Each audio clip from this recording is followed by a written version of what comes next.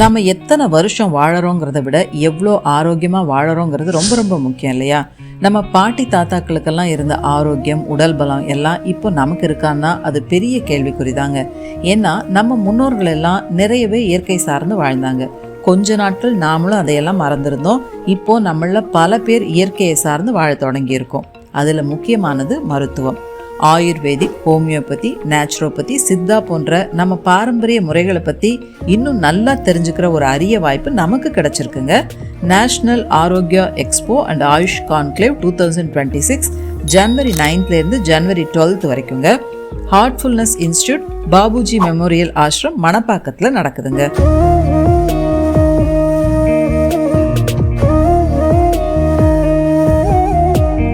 இன்னொரு முக்கியமான விஷயங்க, இந்த ஃபீல்டில் என்டர்பிரனராக கைடன்ஸ் கூட கிடைக்கலாங்க.